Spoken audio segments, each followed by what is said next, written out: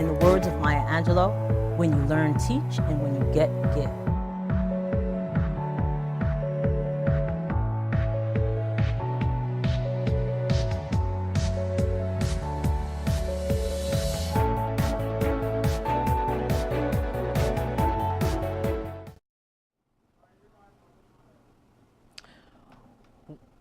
Welcome to Conversations with Verdel Jones. I'm your host, Verdel Jones, and being an educator at heart, I'm dedicated to sharing conversations that inform and enlighten in the hopes that you learn something you may not have known.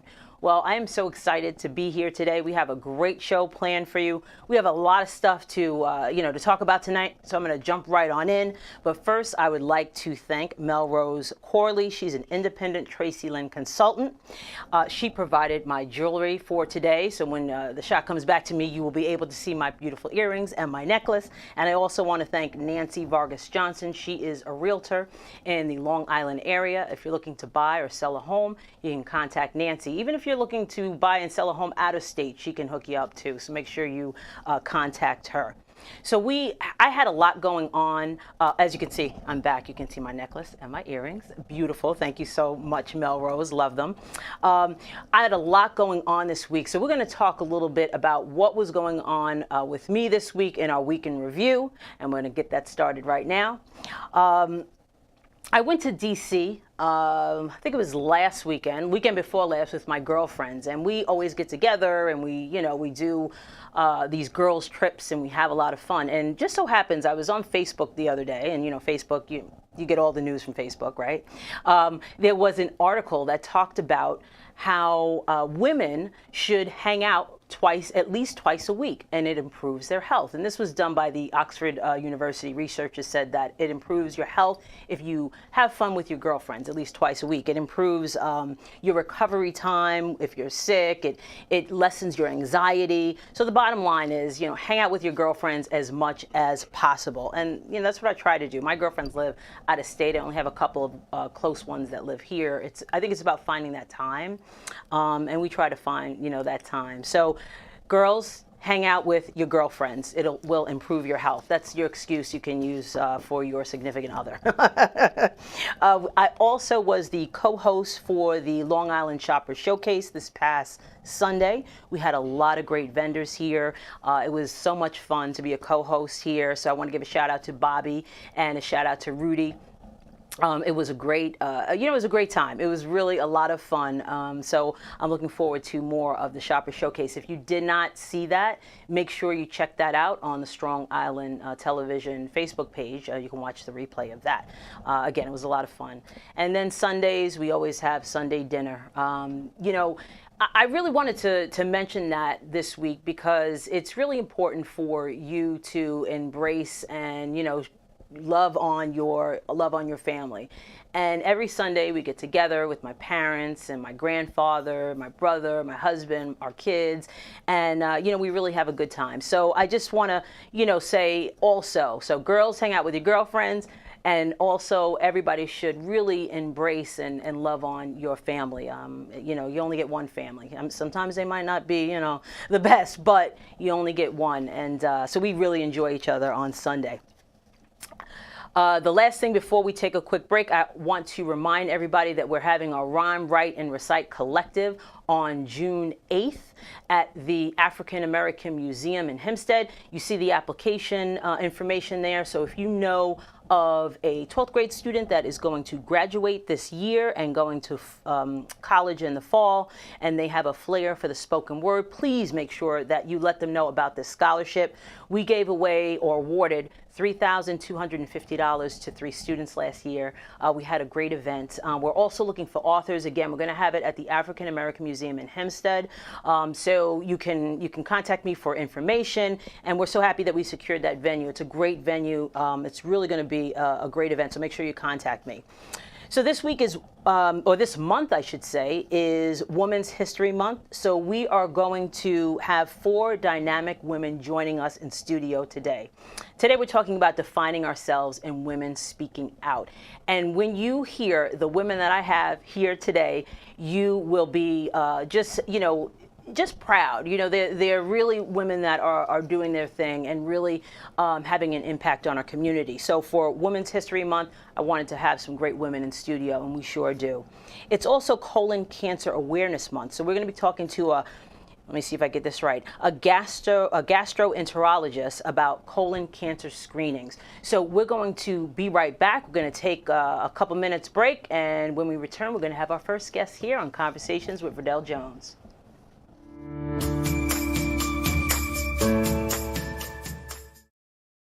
Yeah.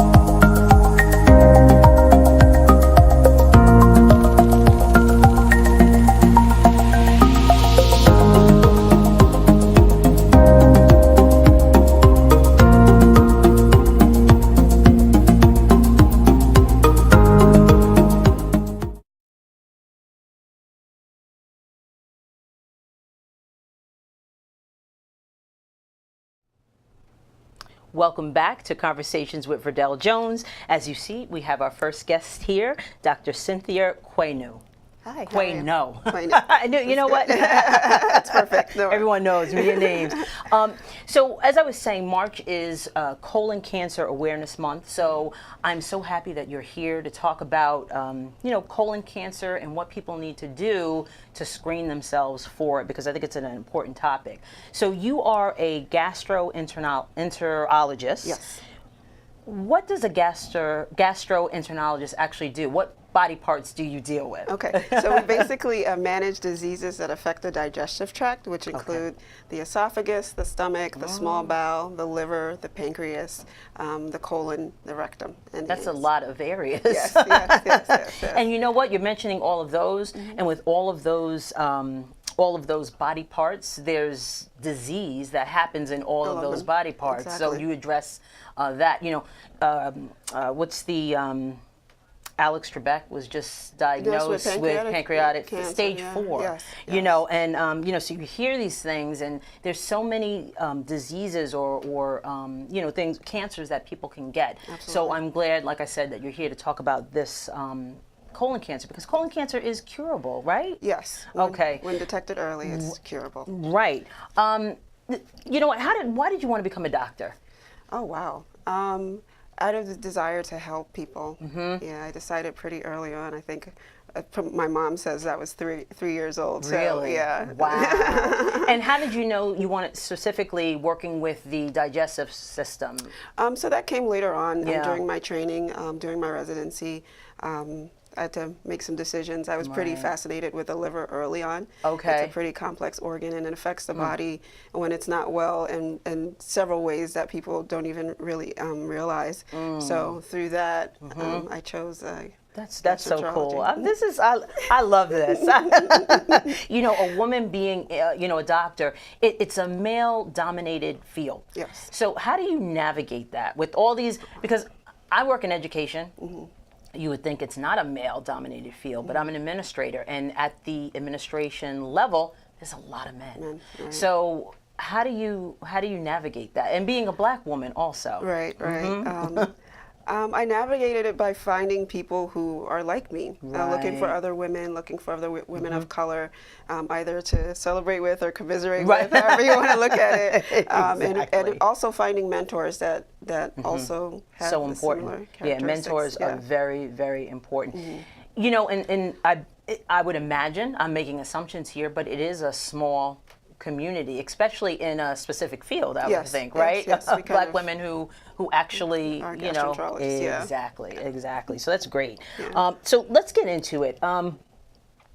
Why are people so hesitant to get screened for colon cancer? I'm not going to say, but why is it important, especially for black people? Right. But first of all, why are people so hesitant to do it?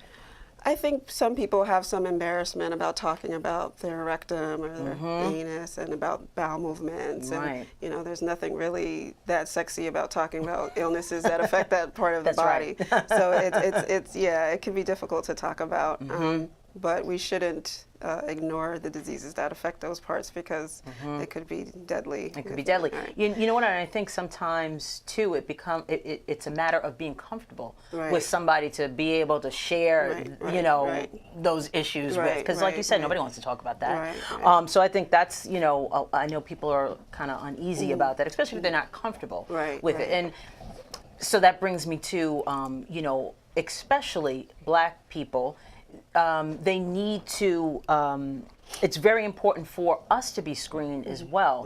Why is it, I mean, it's important for everybody, but why specifically for African Americans is it very critical for them to be screened? Okay. So in terms of mortality, I think black men and women compared to any other ethnic group, we have the highest mortality when it comes to colon cancer. Really? And the reasons for that is multifaceted, but mostly because we're not getting screened, and a lot of us don't have proper access to health care. Right. And that brings me to like health disparities. There are health disparities, but the interesting thing with that, I know there was a lot of talk recently about, you know, black women dying in childbirth is more prevalent because not in the socioeconomic status of the black woman doesn't matter. So it's that either not being taken seriously or just not being. I don't know what it is. Well, how do you overcome something like that when you have somebody who wants to get the health care that they need, no matter, you know, what their socioeconomic background is, they still get into these roadblocks. Right. You know. Wow, that's a difficult question. I know. But namely doing things like this, like for us to sit here and talk, for other people to see that we're talking about colorectal cancer and how it affects our community, might spark a discussion at someone else's dinner table or a bunch of friends sitting around watching this. So I think it's important to have an open dialogue and talk about these things openly. You know, racism is a systemic issue that affects our whole country. It affects healthcare, affects everything. So we have to be also mindful that those dynamics do exist between in the doctor-patient relationship and as well as every other aspect. And using, you know, using your voice, being, you know, saying, being your own advocate. Being your own advocate and having the knowledge, you know, because if you know what to ask for, or you know, you'll know what you need to get done. So what are some of the symptoms? But you know, before we get to the symptoms of colon cancer, what are the screenings or the procedures that people can utilize to be screened for colon cancer? So the most sensitive and the most specific kind of high yield procedure that you can do that's considered the gold standard is a colonoscopy. Okay. Okay. So that's the go-to if you're going to pick anything. If you That's have it. any other reasons not to do the colonoscopy,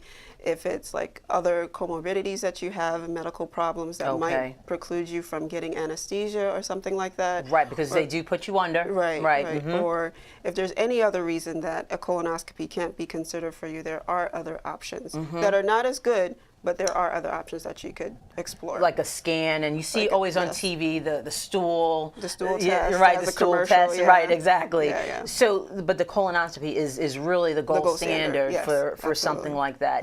And when people are screened via a colonoscopy, what are doctors looking for? So we're looking for precancerous growths or polyps or abnormal tissue growths that can occur in the colon. Okay. With the colonoscopy, you can simultaneously take those things out while you're doing the procedure. right. Or you can even biopsy other abnormal looking tissue if you need be. While you're in there. While you're in there. Exactly.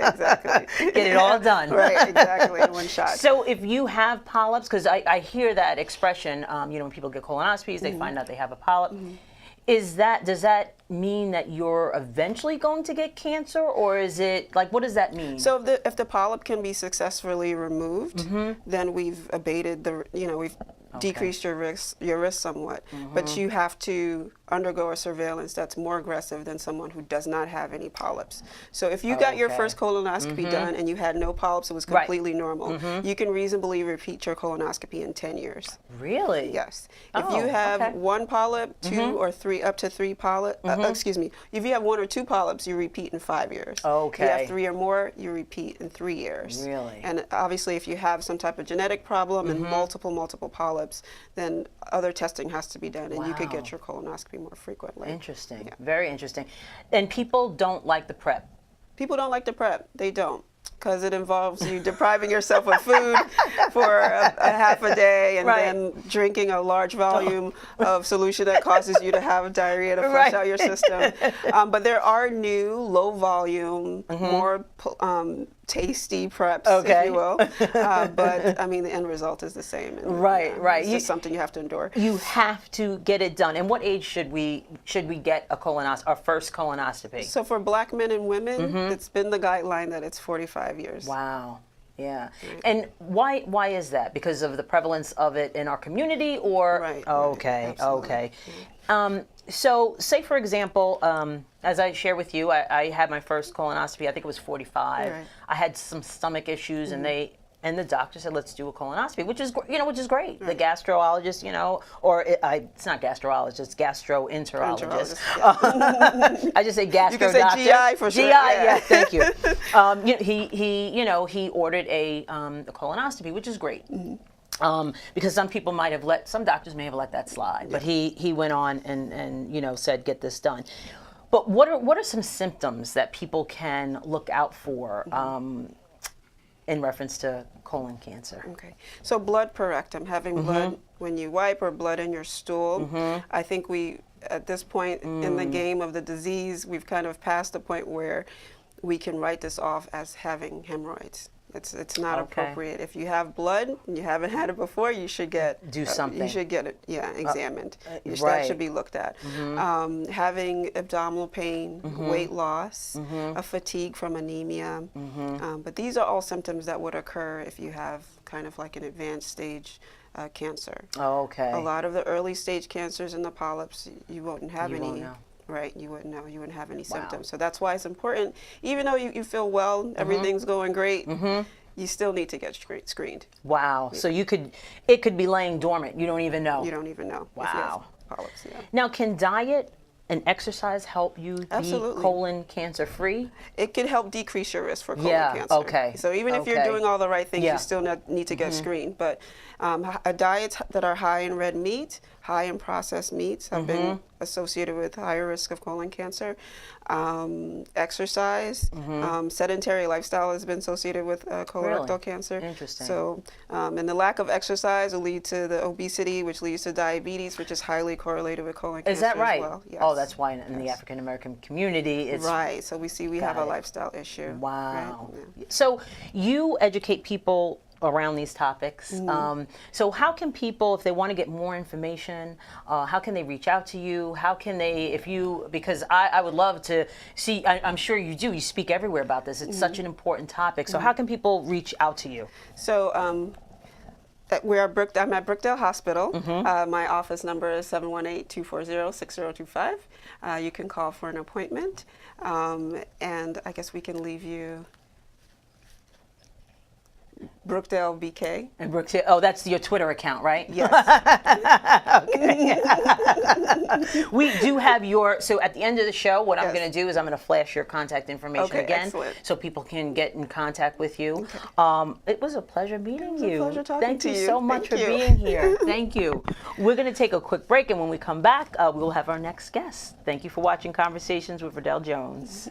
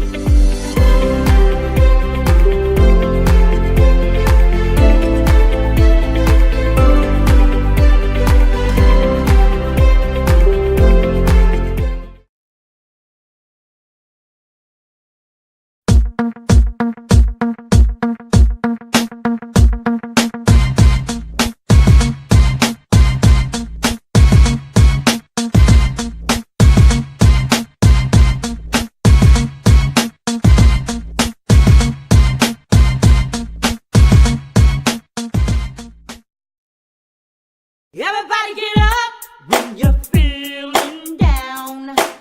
Everybody get up, turn your life around.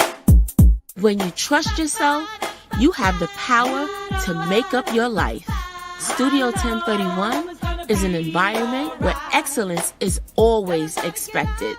We work with all types of people from all walks of life. We give deserving women something that they wouldn't give themselves. Everybody get up. Come join this makeup movement.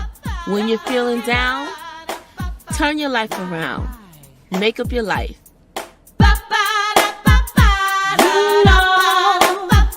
I know it's gonna be alright.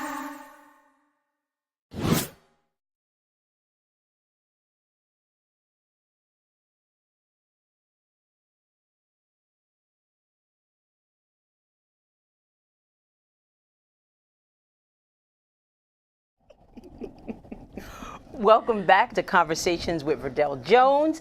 As you see, I have the lovely Miss Stephanie Jones here with me. Thank you so much for being on Conversations with Verdel Jones. Thank you for having me. So we're celebrating Women's History Month, and we're trying to create spaces where women can define themselves and speak out. And part of celebrating womanhood, deals with looking good on the outside that helps you to feel good on the inside. And hair has a lot to kind of contribute to that. A lot. Mm-hmm. So you are the talk show host of Make Up Your Life here on Strong Island Television. We're going to talk a little bit about that. But you're also the owner of Studio 1031 in Baldwin. Yes. So how did you start your salon? Like, what made you want to own your own business? Well, I've always wanted to own my own business. Okay. I started doing hair when I was young, when I was about maybe 13 years old, and I always had a knack for it. I went to beauty school right outside of high school. Okay. And then the beauty school closed. Like they went through like a little transition, and I just got a regular job. And one of my really close girlfriends, one of my BFFs, she was a hairstylist, and she said, "Girl, you need to go and get your license. You gotta do hair. If you go get your license, you can come work for me." And I said, "Well, that's what I'm going to do." Right. So that was in 1994. Okay. And I started working for her in 1995. Wow. I left, went to a couple of other salons, and didn't really like the environment. So I wanted to create my own environment. Yeah, and it looks fancy schmancy. Thank you. Very nice. I got to make an appointment, but very, very nice. Go ahead. I'm sorry. So Studio 1031 was birthed from 2 other salons that I owned prior. Oh, So I've actually been okay. in business for 17 years. Wow. Yeah. Okay. My first salon was Strands Hair and Spa, and the second one was Strands Hair and Bridal. Okay. And then Studio 1031. Nice, nice, Yeah. very nice. That's awesome. Yeah. So, like I said, we're talking about your hair and how you look good on the outside, makes you feel good on the inside.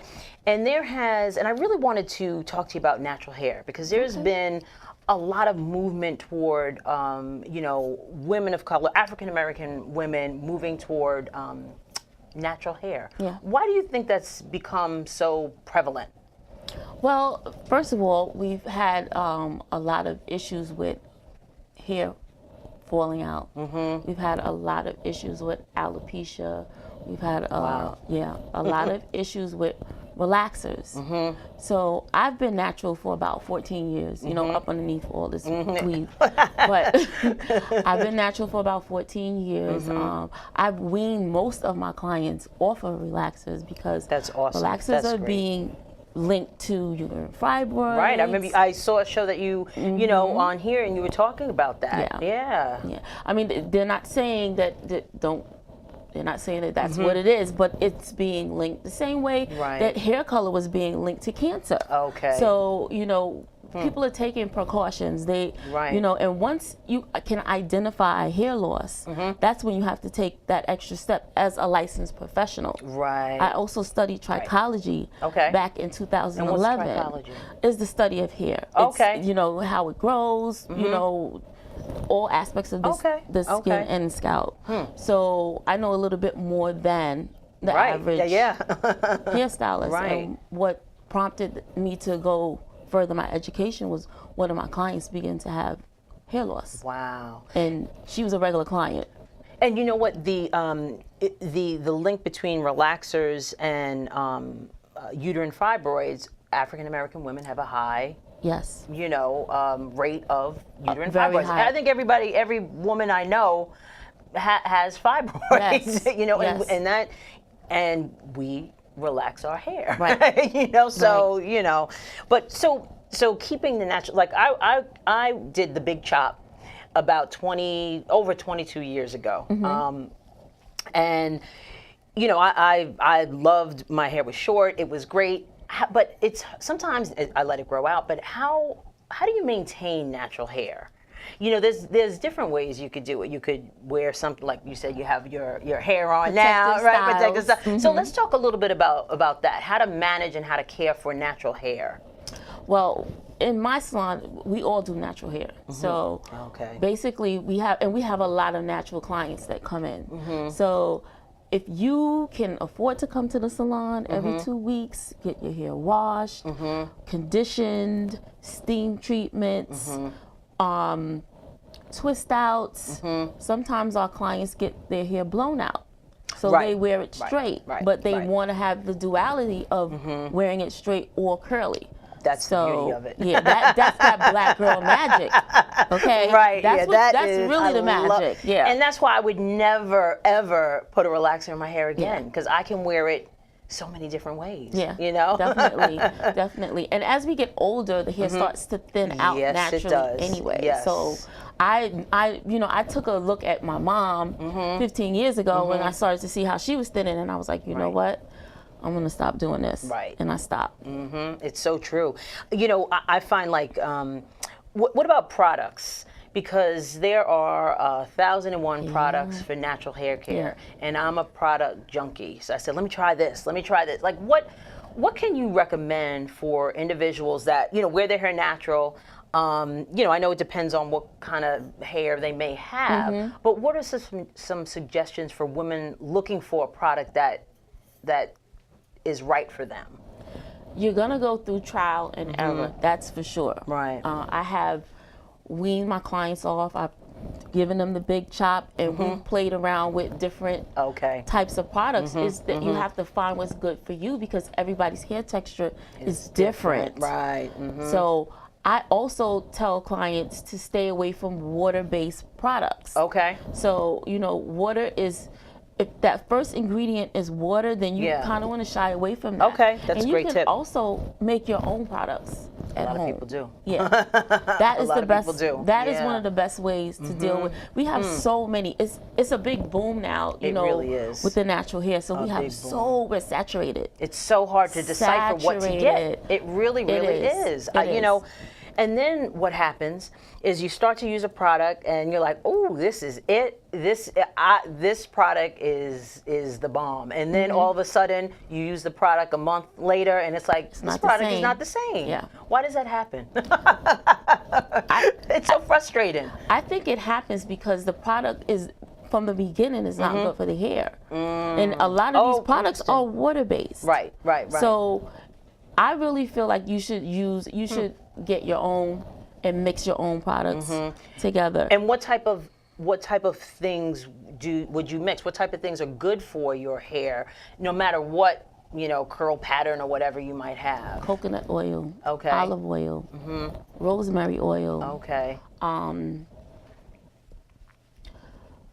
Let me think some other things that we use. When we do detanglers, detanglers should be with warm water, olive oil, lemon juice. Okay. A natural cleanser for the hair is also vinegar.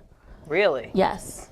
Really? Yes. Huh. So instead of using And you put like fragrance in it so it doesn't smell like vinegar, or it doesn't you really just- smell? No, you just have to deal with you- it. You're only Okay. washing it. Okay, You're doing and- that first wash with it. Okay. Letting it sit on the scalp. You let Wow. it. Yeah. That's one of the best things for a dry interesting. scalp I was just going to ask. is vinegar. Really? Wow. And steam treatments. Steam treatments are the best thing for natural hair. Okay. It's like a facial for the your hair. and scalp. Right. So, and you also said something about protective styles. And what does that mean? Because I've never had I've never had I bought a wig. I look crazy because I probably didn't get the right one. But what are some protective styles that people can use? Some protective styles are, of course, what I wear. I wear a traditional sew and weave. Okay. That's what I wear. Okay. Some people do braids. Yes. Some people do crochet. I prefer crochet because it doesn't have, it's not as much tension. Right. It on doesn't the hair. It pull doesn't on your pull. hair. Okay. Right. And that's when you braid it and then you literally You crochet it in, right? Yes. Okay. Yes. So what other services do you provide? And then I want to make sure we talk about Make Up Your Life. Okay. But what services do you provide? And I know you're in Baldwin. We're going to put up your contact information. Okay. But what services do you provide? What can people experience? What do they come away with when they come to your salon? Well, my slogan is we're an environment where excellence is expected. We have top-notch hairstylists that can perform any service. Okay. We do natural hair. We do relaxed hair. We make wigs.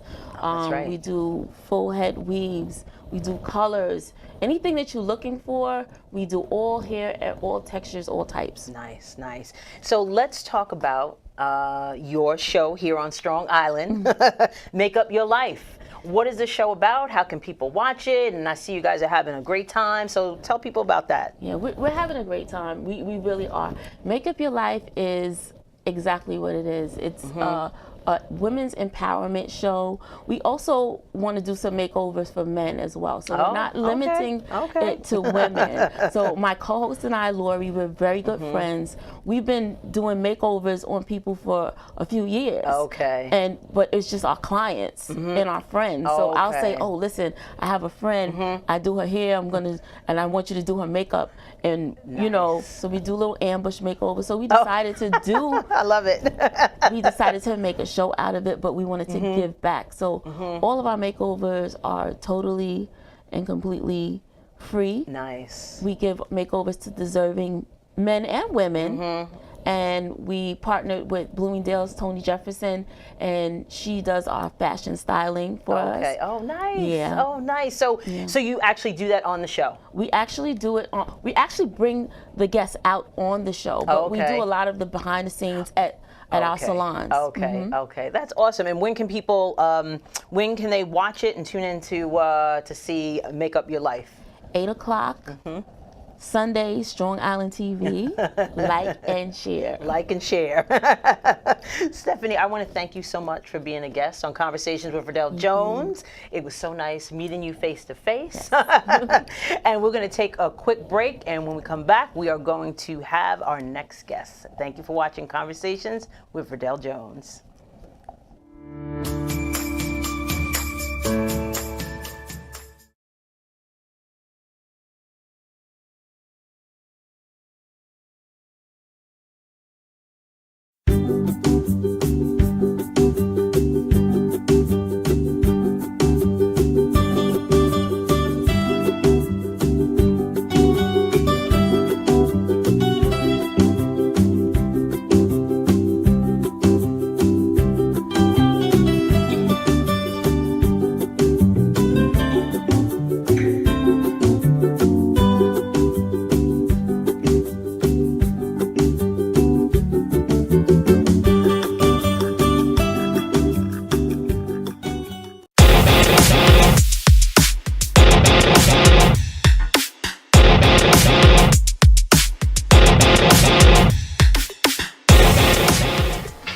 Daddy's girl, mama's pearl, God-fearing, Cute domineering. can't cook, small-time crook, alcohol, shopaholic, workaholic, churchaholic. Hey, bro, it's okay if you don't like me. Well, why didn't you figure that out until after we had a baby? And when you figured it out for sure, why did we have more? This play is about women and the struggles that women have within the society, struggles that sometimes they're not able to really communicate, because when you do communicate them, you're perceived as angry. Living and trying to survive in a racist and sexist society has separated us, divided us, caused us to raise our hands up against each other, curse each other, and it gives black men the excuse to use the B word and call us hoes. Stop. Excuse me?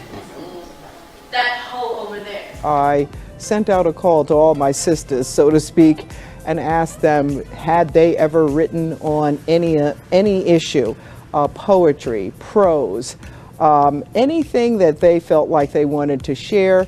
And so then I got such an outpouring of work that we decided to put it together into a play.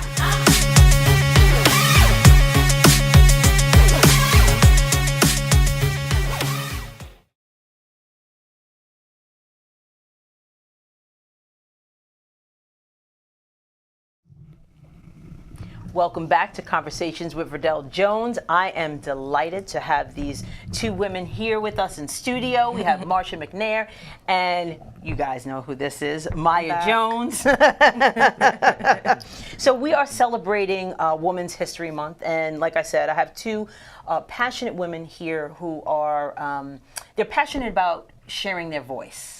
You know, and I really like the connection, you know, with you both and the intergenerational thing that's going on here. I love it.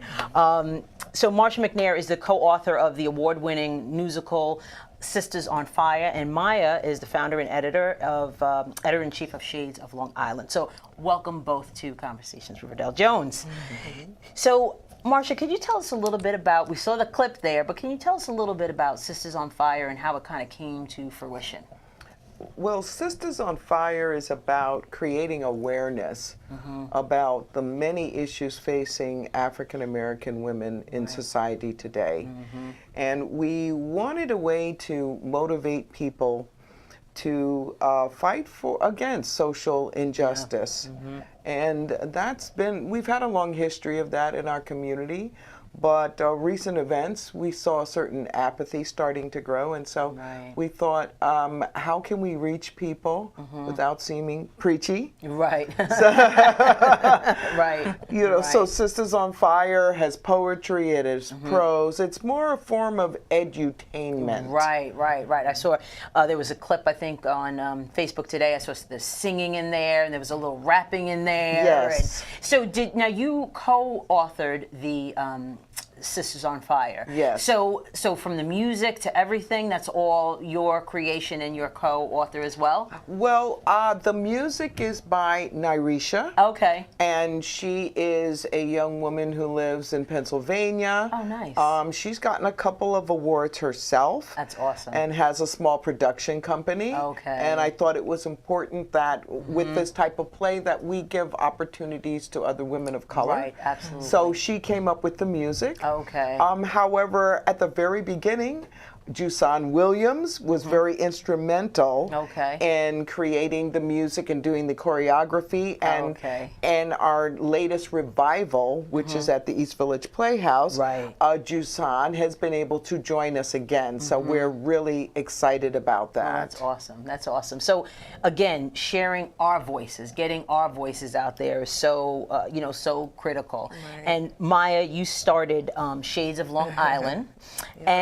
And again, it's about getting our voice out there. So why did you decide to create, first tell people what Shades of Long Island is, and why did you decide to create it? So Shades of Long Island is a media outlet. It's a website that highlights topics related to minorities, millennials, and Generation Z on Long Island. So on the website, we cover lifestyle, entertainment, Long Island news, and general news. And I created the site because I wanted to be able to highlight people in those demographics, people my age, or different minorities on Long Island, because there really isn't a media outlet that covers us exclusively, fairly, and accurately, in my opinion. I mean, no shade on, like News 12 or, Newsday or anything like that. I love them. But, I wanted to create something that, spoke to someone like me. Right. And also, you know what, it's, those outlets that you mentioned, they do focus in pockets, little stories here and there, but there's nothing consistent that really, that really speaks to, the diverse population that we have on Long Island, especially the younger, Gen X, what are you? Millennial. Because people don't know that I'm losing track myself. I'm a Gen Xer. Okay. I don't know what I am. They didn't name us back in my day.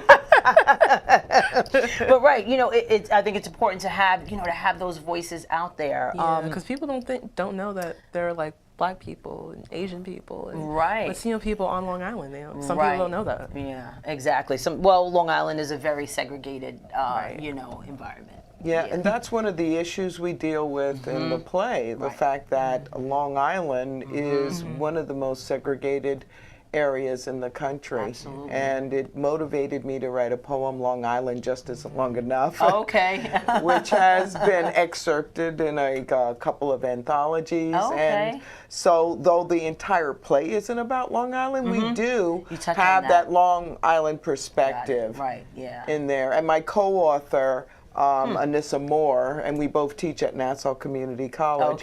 She made history in becoming the first African-American woman elected to the Long Beach City Council. Oh, wow. So we're both very politically motivated. Yes, also. We've been fighting social injustice for a long time on a lot of different levels. Right. Yeah. Here on Long Island. Right. Yeah. Yes. So you're both writers. How do people develop or begin to even think about developing a play? Maya's interested in, script writing, like movies and screenplays, right? So how do you begin the process of even developing a play? Well, I think Sisters on Fire really developed organically. I was motivated by the execution of Frances Newton, who was the first African-American woman to be executed since 1869 in Texas. And there was very little media attention to that execution. I actually found out about it a day before she was about to be executed. And it just angered me so much, it saddened me, but it then inspired me in a way, because I said we African-American women have to stop waiting for other people to speak up for us and begin speaking up for ourselves. You know what, and the interesting thing now is, African-American women make so many movements happen.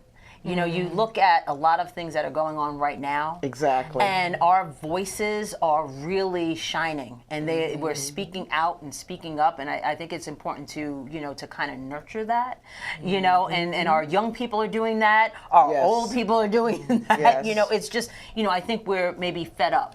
Right. I think it's our time, because if you look at the you know, hashtag Me Too movement, all of these movements, Mute R. Kelly, they've all been initiated by African American women. Black women. Black Lives Matter. Yes, Started by Black Lives, Exactly. Yes. So, Maya, what do you think is the biggest challenge in creating content, sharing, you know, our voices? Like, how do you find stories to cover?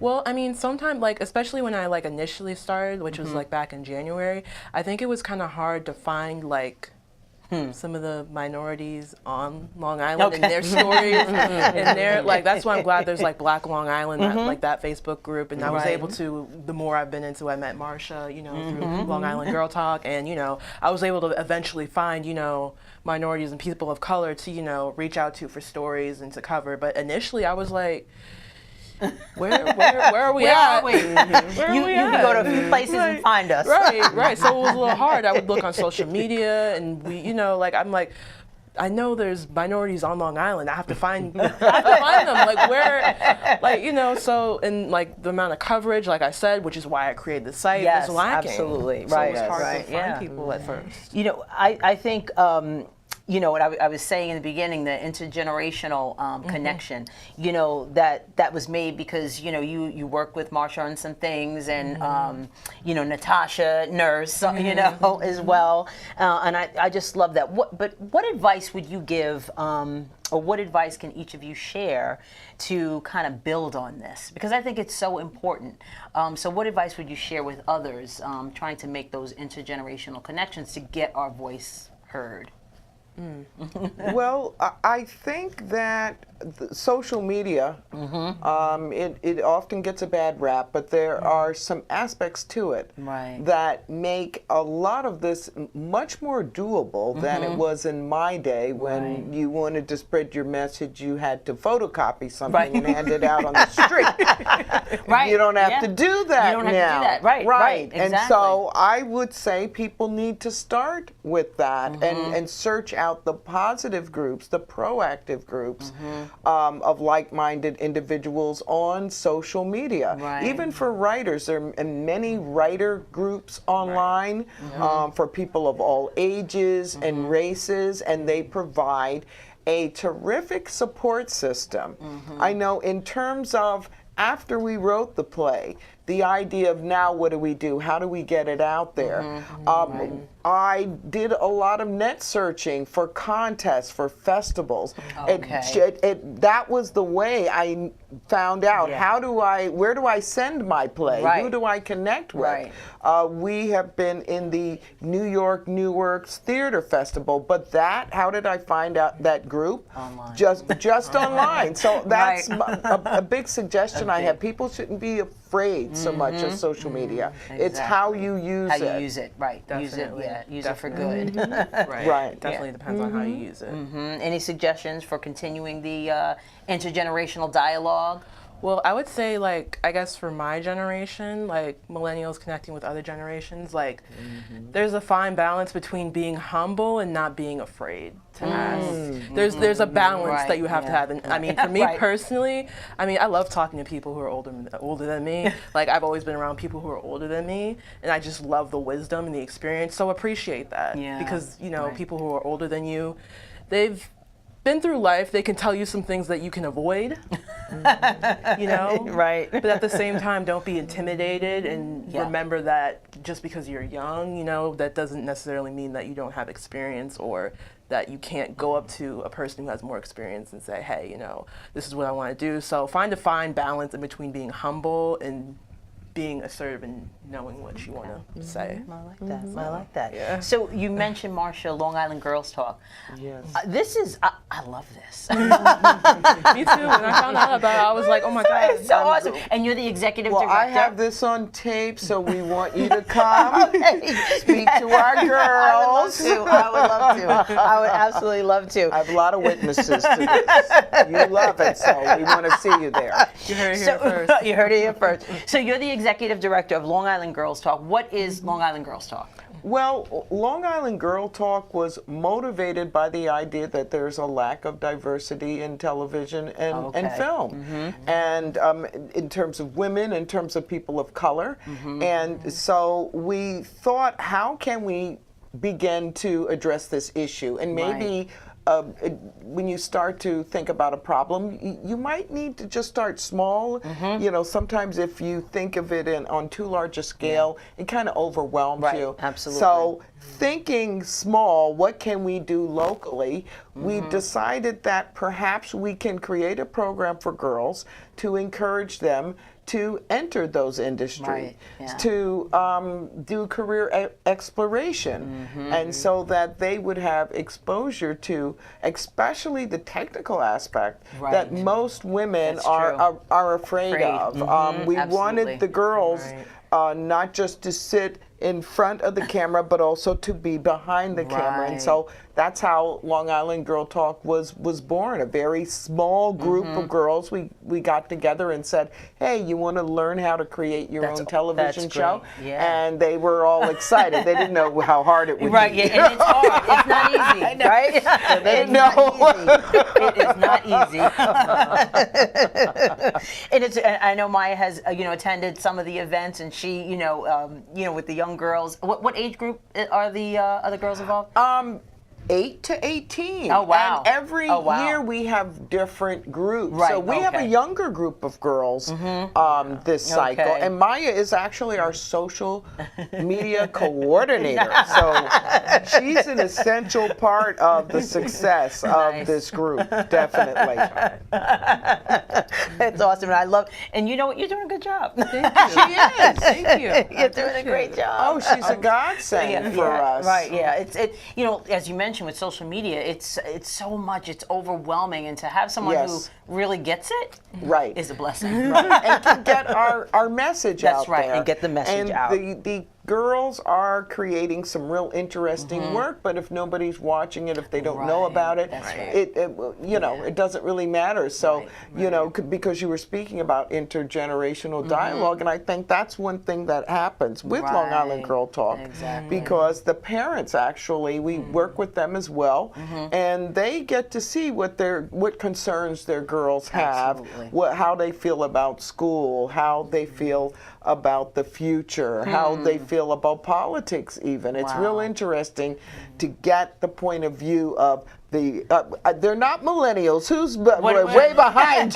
Like Generation Z. Oh, they're Generation Z. Right. Okay. So it's fascinating. It is. And our girls, I think, especially girls of color, often you don't get to experience them as intellectuals, and I think that's an extremely important image for people to actually get to see. When we see many girls of color, they might be twerking or singing or doing something that does not really using their minds. And that's Long Island Girl Talk is kind of changing that stereotype. Awesome. That's awesome. So we are going to take a quick break, but when we come back, we'll come back right back to us because I want to make sure that we get your contact information. So we're going to take a quick break. We're going to come back, and then we're going to wrap up the show.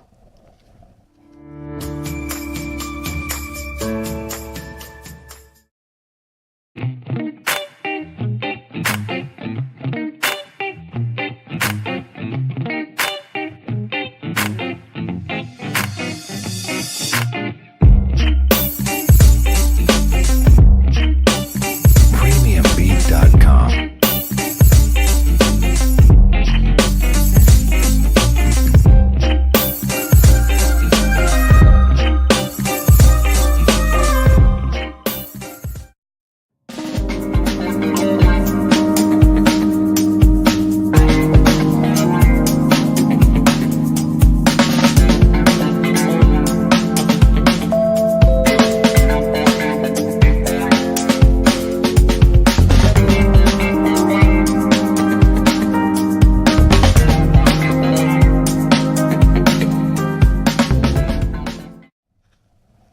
Okay, welcome back. I want to make sure that, Marsha, if you can let us know where people can get information to get tickets for Sisters on Fire. We do have some contact information, so maybe we'll show that, and you can just let people know where they can get tickets.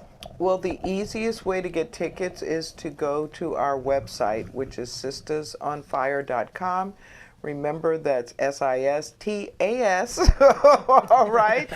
And we still have a few tickets available. Our production, or our latest production, ends on March 17th.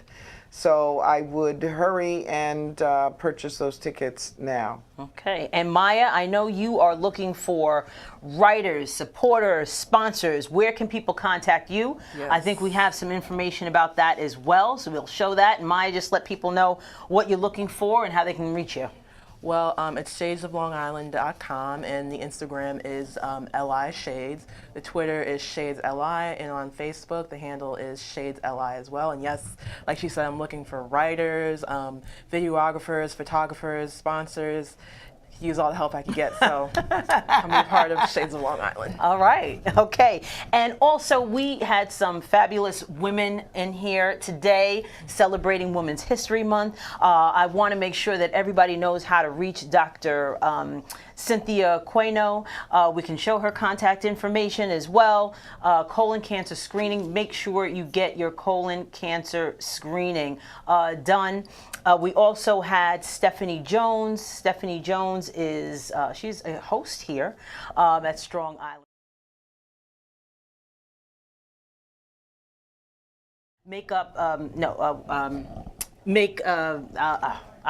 Thank you. Make Up Your Life. Thanks, Bobby. And she is also the owner of Studio 1031, so you can check that out as well. So we are just, so thankful that you joined us today. I also want to make sure I give a shout out again to Melrose Corley. She is the independent Tracy Lee consultant. She provided these lovely jewels here. So I want to thank her very much. So if you're looking to, get some nice jewelry, to set off your outfit just right, you can contact her as well. So I want to thank everybody for watching Conversations with Verdel Jones, and I want to thank all of my guests we had today. And everyone have a good night, and I'll see you next time.